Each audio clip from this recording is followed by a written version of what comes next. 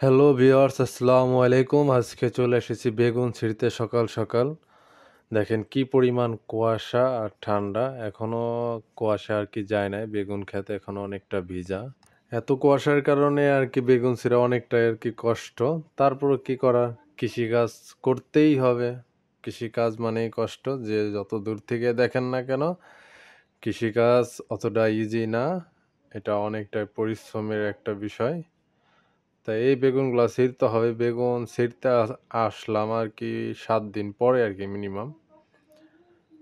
মানে আমরা সপ্তাহে 2 দিন আর কি বেগুন ছিঁড়ি, সেই ক্ষেত্রে আর কি আমরা আজকে ছিঁড়বো, আবার 7 দিন পরে একবার ছিঁড়বো, কারণ এখন বেগুন গাছ পুরান হয়ে গেছে, বেগুন একটু কম ধরতেছে।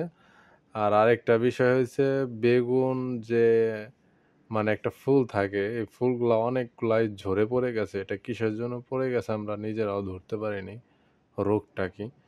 তারপর অলরেডি একটা রোগ দেখাই যাইতেছে, আপনার হলুদ যে ভাবটা, এই রোগটা অনেক পরিমাণ। আমরা অনেক ওষুধ দিয়েছি, তারপর এগুলো যায় নাই। সেই ক্ষেত্রে অনেকে আবার বলতে পারেন যে ভাই পচা ওষুধগুলো আমরা ইউজ করি। না ভাই, পচা ওষুধ বলতে এরকম না। কোম্পানি, বড় বড় কোম্পানি যেগুলো ওষুধ বানায়, সিনজেন্টা কোম্পানি কন, বায়ার কন, অটো গ্রুপ কন, ম্যাকডোনা কন, এরকম অনেক ধরনের ভাই ওষুধ আছে। আমরা বিভিন্ন কোম্পানির ওষুধ ইউজ করে দেখছি ভাই, এই রোগের সমাধানটা অতটা যাইতে যায় না। কিন্তু মিমপেক্সের একটা ওষুধ কিমিয়া আছে, ব্যাকটেরিয়া দমন করে। আরেকটা ওষুধ আছে গোল্ড হোপ, এটা ম্যানকোজেব আর কার্বনডাইজিম, এই দুইটা মিক্স, এই দুইটা মিলা যে ওষুধ, এটা দিলে পর একটু নিয়ন্ত্রণ থাকে।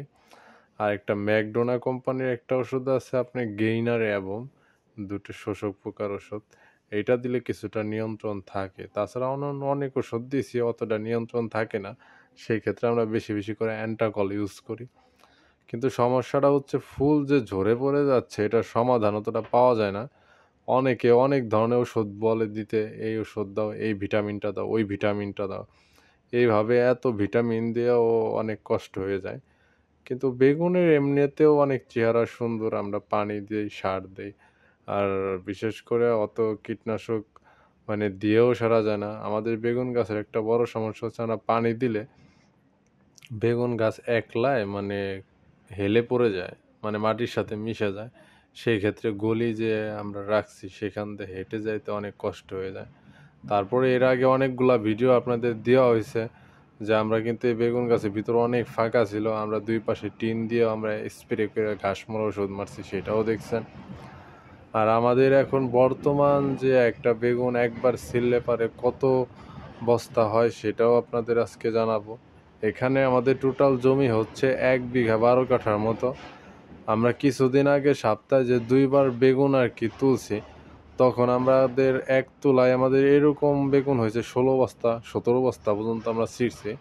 এক এক বস্তায় 51 কেজি করে বেগুন থাকে।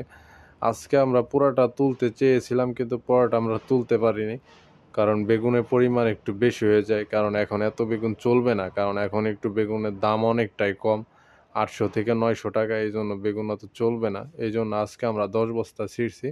আবার আগামীকাল আমরা 6 লাইন 7 লাইনের মতো আছে, 7 লাইন ছিঁড়লে মোটামুটি 7 বস্তা হবে। মোটামুটি আমরা এই তুলা দিলে আমাদের 17 বস্তা বেগুন হবে। এই আর কি তুললাম। আমাদের এখানে টোটাল 10 বস্তা তুলে নিয়ে এসেছি। এই আমাদের বেগুন। পরবর্তী ভিডিওতে আপনাদের সবার জানিয়ে দেওয়া হবে। ভালো থাকবেন সবাই। আসসালামু আলাইকুম।